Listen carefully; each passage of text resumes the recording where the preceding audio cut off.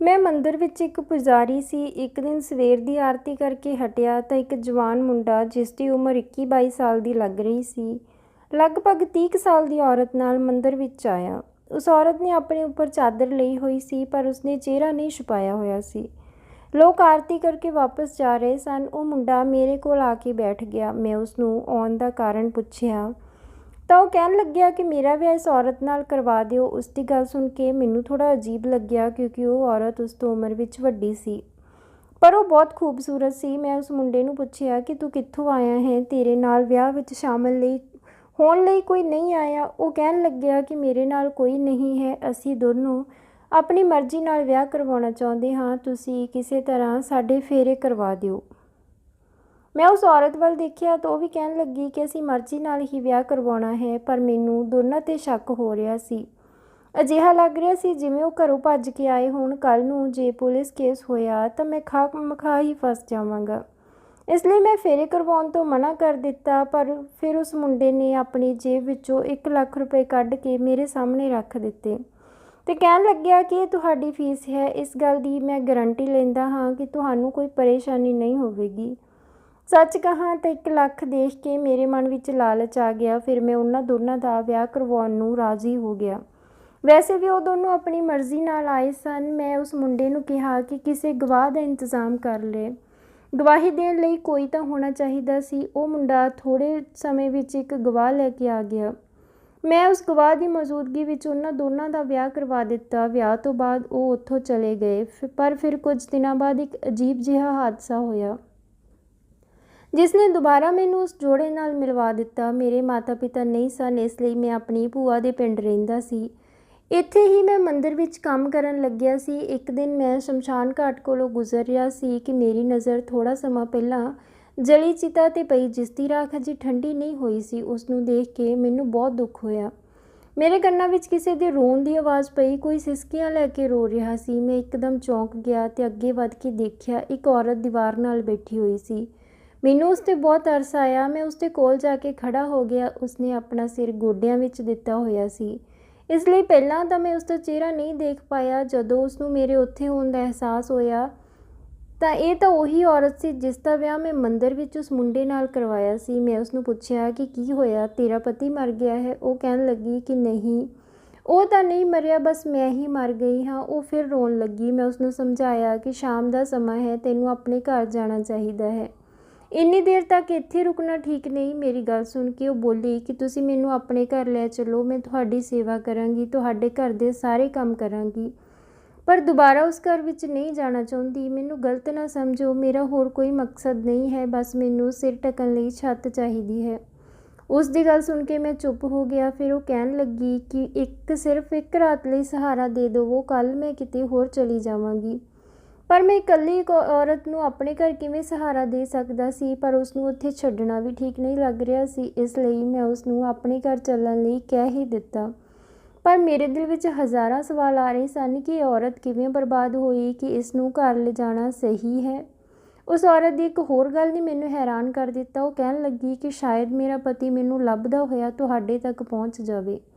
ਰੱਬ ਦਾ ਵਾਸਤਾ ਉਸਨੂੰ ਮੇਰੇ ਬਾਰੇ ਕੁਝ ਨਾ ਦੱਸਿਓ। ਉਹ ਕਹਿਣ ਲੱਗੀ ਕਿ ਮੈਂ ਦੁਬਾਰਾ ਉਸ ਘਰ ਵਿੱਚ ਨਹੀਂ ਜਾਣਾ। ਮੈਥੋਂ ਜੋ ਪਾਪ ਹੋਇਆ ਹੈ, ਇਹ ਉਸਦੀ ਸਜ਼ਾ ਹੈ। ਮੈਂ ਇਸ ਔਰਤ ਤੋਂ ਉਸਦੀ ਕਹਾਣੀ ਸੁਣਨਾ ਚਾਹੁੰਦਾ ਸੀ, ਪਰ ਉਸਦੀ ਹਾਲਤ ਦੇਖ ਕੇ ਮੈਂ ਉਸਨੂੰ ਕੋਈ ਸਵਾਲ ਨਹੀਂ ਕੀਤਾ। ਮੇਰੇ ਘਰ ਵਿੱਚ ਇੱਕ ਹੀ ਕਮਰਾ ਸੀ ਜਿਸ ਵਿੱਚ ਮੈਂ ਇਕੱਲਾ ਰਹਿੰਦਾ ਸੀ। ਮੈਂ ਉਸ ਔਰਤ ਨੂੰ ਆਪਣੇ ਕਮਰੇ ਵਿੱਚ ਬਿਠਾ ਦਿੱਤਾ, ਪਰ ਉਹ ਖਾਲੀ ਘਰ ਦੇਖ ਕੇ ਡਰ ਗਈ ਤੇ ਕਹਿਣ ਲੱਗੀ ਕਿ ਤੁਸੀਂ ਇੱਥੇ ਇਕੱਲੇ ਰਹਿੰਦੇ ਹੋ? ਮੈਂ ਕਿਹਾ, ਮੇਰਾ ਇਸ ਦੁਨੀਆ ਵਿੱਚ ਕੋਈ ਨਹੀਂ ਹੈ। ਪਹਿਲਾਂ ਆਪਣੇ ਰਿਸ਼ਤੇਦਾਰਾਂ ਨਾਲ ਰਹਿੰਦਾ ਸੀ, ਪਰ ਹੁਣ ਇੱਥੇ ਇਕੱਲਾ ਰਹਿੰਦਾ ਹਾਂ। ਮੇਰੀ ਗੱਲ ਸੁਣ ਕੇ ਉਹ ਪਰੇਸ਼ਾਨ ਹੋ ਗਈ। ਕਹਿਣ ਲੱਗੀ, ਮੈਂ ਤਾਂ ਪਹਿਲਾਂ ਹੀ ਪਾਪ ਕਰ ਚੁੱਕੀ ਹਾਂ, ਕਿਤੇ ਮੇਰੇ ਕਰਕੇ ਤੁਹਾਡਾ ਘਰ ਵੀ ਤਬਾਹ ਨਾ ਹੋ ਜਾਵੇ। ਮੈਂ ਸਵੇਰੇ ਹੀ ਇੱਥੋਂ ਚਲੀ ਜਾਵਾਂਗੀ। ਉਹ ਕਹਿਣ ਲੱਗੀ ਕਿ ਮੈਂ ਤੁਹਾਡੇ ਵਾਸਤੇ ਖਾਣਾ ਬਣਾ ਦੇਵਾਂ। ਮੈਂ ਉਸਨੂੰ ਪੁੱਛਿਆ ਕਿ ਜੇ ਤੂੰ ਇਹ ਸਭ ਕੰਮ ਕਰ ਲੈਂਦੀ ਹੈ ਤਾਂ ਮੈਂ ਤੈਨੂੰ ਕਿਸੇ ਦੇ ਘਰ ਵਿੱਚ ਕੰਮ 'ਤੇ ਲਗਵਾ ਦਿੰਦਾ ਹਾਂ, ਜਿਸ ਬਦਲੇ ਤੈਨੂੰ ਪੈਸੇ ਵੀ ਮਿਲ ਜਾਇਆ ਕਰਨਗੇ। ਉਹ ਕਹਿਣ ਲੱਗੀ ਕਿ ਜੇ ਤੁਸੀਂ ਕਹੋ ਤਾਂ ਮੈਂ ਮੰਦਰ ਦੀ ਸਫਾਈ ਦਾ ਕੰਮ ਕਰ ਦਿਆ ਕਰਾਂਗੀ, ਹੋ ਸਕਦਾ ਹੈ ਰੱਬ ਮੇਰੇ ਪਾਪ ਮਾफ़ ਕਰ ਦੇਵੇ। ਉਹ ਬਾਰ-ਬਾਰ ਆਪਣੇ ਆਪ ਨੂੰ ਪਾਪੀ ਕਹਿ ਰਹੀ ਸੀ। ਮੈਨੂੰ ਉਸਦੀ ਕਹਾਣੀ ਜਾਣਨ ਵਿੱਚ ਉਤਸੁਕਤਾ ਹੋਰ ਵੱਧ ਗਈ।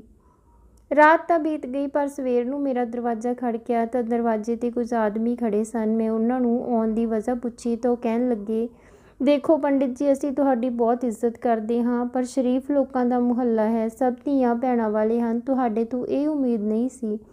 ਤੁਸੀਂ ਜੋ ਹਰਕਤ ਕੀਤੀ ਹੈ ਉਹ ਮਾफ़ੀ ਦੇ ਲਾਇਕ ਨਹੀਂ ਹੈ। ਅਸੀਂ ਸੁਣਿਆ ਹੈ ਕਿ ਤੁਸੀਂ ਕਿਸੇ ਔਰਤ ਨੂੰ ਆਪਣੇ ਘਰ ਲੈ ਕੇ ਆਏ ਹੋ। ਜੇ ਉਹ ਔਰਤ ਬੇਸਹਾਰਾ ਹੈ ਤਾਂ ਉਸਨੂੰ ਸਾਡੇ ਘਰ ਭੇਜ ਦੇਵੋ, ਜਾਂ ਫਿਰ ਤੁਸੀਂ ਇੱਥੋਂ ਕਿਤੇ ਹੋਰ ਚਲੇ ਜਾਓ। ਉਹ ਸਾਰੇ ਮੈਨੂੰ ਸ਼ੱਕੀ ਨਜ਼ਰ ਨਾਲ ਦੇਖ ਰਹੇ ਸਨ, ਪਰ ਮੈਂ ਉਹਨਾਂ ਦੀ ਗੱਲ ਦਾ ਬੁਰਾ ਨਹੀਂ ਮੰਨਿਆ, ਸਗੋਂ ਉਹਨਾਂ ਨੂੰ ਕਿਹਾ ਕਿ ਤੁਸੀਂ ਤਾਂ ਮੇਰੀ ਮੁਸ਼ਕਿਲ ਆਸਾਨ ਕਰ ਦਿੱਤੀ। ਦਰਅਸਲ ਉਹ ਇੱਕ ਬੇਸਹਾਰਾ ਔਰਤ ਹੈ ਜਿਸ ਨੂੰ ਮੈਂ ਮਜਬੂਰੀ ਵਿੱਚ ਘਰ ਲੈ ਕੇ ਆਇਆ ਸੀ। ਜੇ ਤੁਸੀਂ ਉਸਨੂੰ ਆਪਣੇ ਘਰ ਰੱਖ ਸਕਦੇ ਹੋ ਤਾਂ ਮੈਨੂੰ ਕੋਈ ਇਤਰਾਜ਼ ਨਹੀਂ ਹੈ। ਮੇਰੀ ਗੱਲ ਸੁਣ ਕੇ ਉਹ ਖੁਸ਼ ਹੋ ਗਏ ਤੇ ਕਹਿਣ ਲੱਗੇ ਕਿ ਉਸਨੂੰ ਸਾਡੇ ਘਰ ਭੇਜ ਦੇਵੋ, ਉਹ ਸਾਡੀ ਵੱਡੀ ਭੈਣ ਦੇ ਘਰ ਰਹਿ ਲਵੇਗੀ। ਮੈਨੂੰ ਤਾਂ ਇਸ ਵਿੱਚ ਕੋਈ ਪਰੇਸ਼ਾਨੀ ਨਹੀਂ ਸੀ, ਪਰ ਸ਼ਾਇਦ ਉਹ ਔਰਤ ਪਰੇਸ਼ਾਨ ਹੋ ਗਈ ਸੀ। ਸ਼ਾਇਦ ਉਹ ਉਹਨਾਂ ਨਾਲ ਨਹੀਂ ਜਾਣਾ ਚਾਹੁੰਦੀ ਸੀ। ਉਹ ਕੁਝ ਨਹੀਂ ਬੋਲੀ, ਪਰ ਮੈਂ ਸਮਝ ਗਿਆ ਸੀ ਕਿ ਉਹ ਨਹੀਂ ਜਾਣਾ ਚਾਹੁੰਦੀ ਸੀ। ਇਸ ਲਈ ਮੈਂ ਸਭ ਨੂੰ ਕਿਹਾ ਕਿ ਮੈਂ ਇਸ ਔਰਤ ਨੂੰ ਆਸ਼ਰਮ ਵਿੱਚ ਛੱਡ ਦਿੰਦਾ ਹਾਂ, ਜਿੱਥੇ ਇਹ ਬਿਲਕੁਲ ਸੁਰੱਖਿਅਤ ਰਹੇਗੀ। ਹੁਣ ਕਿਸੇ ਨੂੰ ਕੋਈ ਇਤਰਾਜ਼ ਨਹੀਂ ਸੀ। ਮੈਂ ਉਸਨੂੰ ਆਸ਼ਰਮ ਵਿੱਚ ਛੱਡਣ ਲਈ ਚੱਲ ਪਿਆ। ਮੈਂ ਰਸਤੇ ਵਿੱਚ ਉਸਨੂੰ ਕਿਹਾ ਕਿ ਮੈਂ ਤੇਰੀ ਕਹਾਣੀ ਜਾਣਨਾ ਚਾਹੁੰਦਾ ਹਾਂ, ਨਹੀਂ ਤਾਂ ਮੈਂ ਹਮੇਸ਼ਾ ਇਹੀ ਸੋਚ ਕੇ ਪਰੇਸ਼ਾਨ ਹੁੰਦਾ ਰਹਾਂਗਾ ਕਿ ਤੁਹਾਨੂੰ ਕੀ ਸਮੱਸਿਆ ਸੀ। ਮੇਰੀ ਗੱਲ ਸੁਣ ਕੇ ਉਹ ਮੈਥੋਂ ਮਾफ़ੀ ਮੰਗਣ ਲੱਗੀ ਤੇ ਕਹਿਣ ਲੱਗੀ ਕਿ ਮੇਰੀ ਵਜ੍ਹਾ ਕਰਕੇ ਤੁਹਾਡੀ ਬਦਨਾਮੀ ਹੋ ਜਾਣੀ ਸੀ। ਫਿਰ ਉਹ ਮੈਨੂੰ ਆਪਣੀ ਕਹਾਣੀ ਸੁਣਾਉਣ ਲੱਗੀ।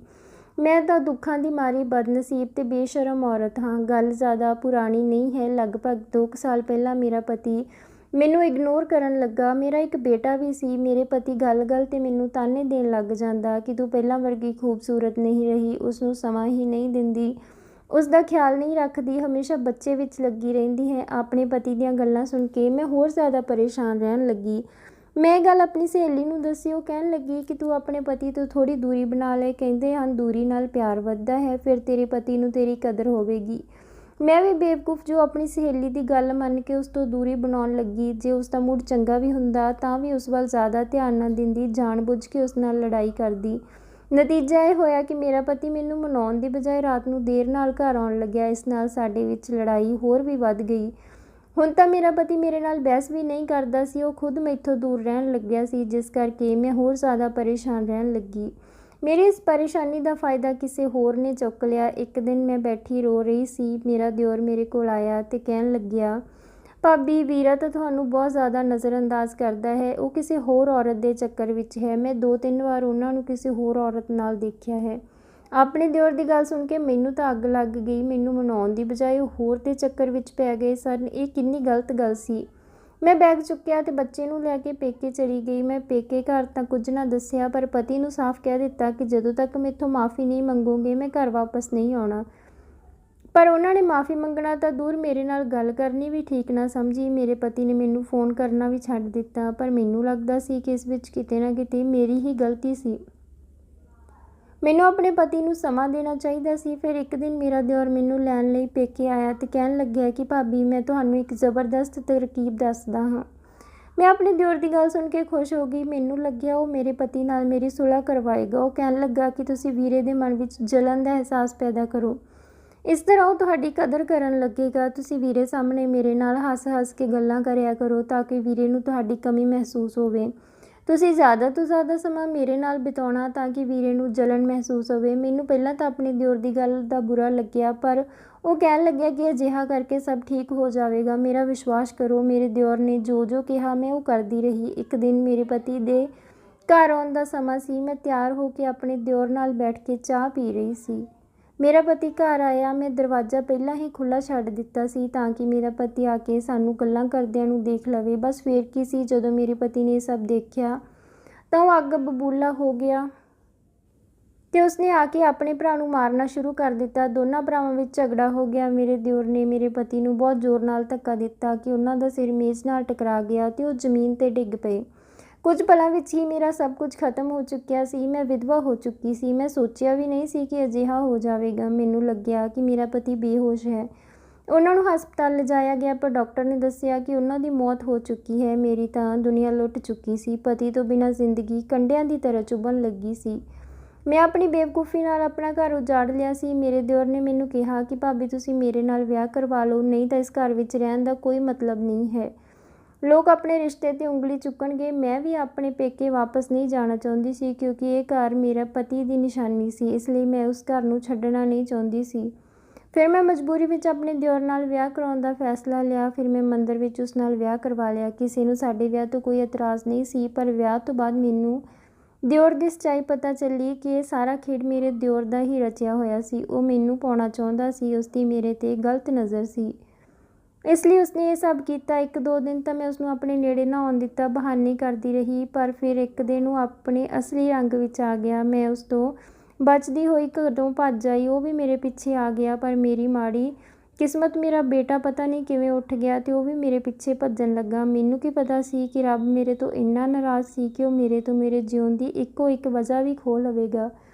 ਮੈਂ ਜਦੋਂ ਤੱਕ ਪਲਟ ਕੇ ਆਪਣੇ ਬੱਚੇ ਕੋਲ ਜਾਂਦੀ, ਉਸਨੂੰ ਇੱਕ ਟਰੱਕ ਨੇ ਟੱਕਰ ਮਾਰ ਦਿੱਤੀ ਸੀ। ਉਸਦੀ ਉਸੇ ਪਲ ਹੀ ਮੌਤ ਹੋ ਗਈ। ਇੱਕ ਵਾਰ ਫਿਰ ਮੇਰੀ ਦੁਨੀਆ ਲੁੱਟ ਚੁੱਕੀ ਸੀ।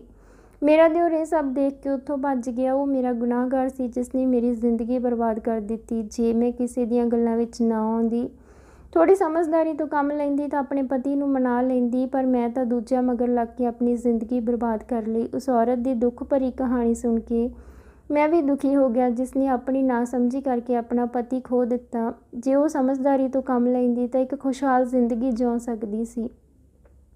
ਮੈਂ ਉਸ ਨੂੰ ਆਸ਼ਰਮ ਛੱਡ ਆਇਆ। ਉਹ ਹੰਝੂ ਪੂੰਝਦੀ ਹੋਈ ਅੰਦਰ ਚਲੀ ਗਈ। ਇਹੀ ਉਸ ਦਾ ਟਿਕਾਣਾ ਸੀ। ਤਾਂ ਦੋਸਤੋ, ਇਹ ਸੀ ਅੱਜ ਦੀ ਕਹਾਣੀ। ਉਮੀਦ ਕਰਦੇ ਹਾਂ ਤੁਹਾਨੂੰ ਪਸੰਦ ਆਈ ਹੋਵੇਗੀ। ਤਾਂ ਵੀਡੀਓ ਨੂੰ ਲਾਈਕ ਅਤੇ ਸ਼ੇਅਰ ਜ਼ਰੂਰ ਕਰ ਦਿਓ ਅਤੇ ਚੈਨਲ ਨੂੰ ਵੀ ਜ਼ਰੂਰ ਸਬਸਕ੍ਰਾਈਬ ਕਰਿਓ।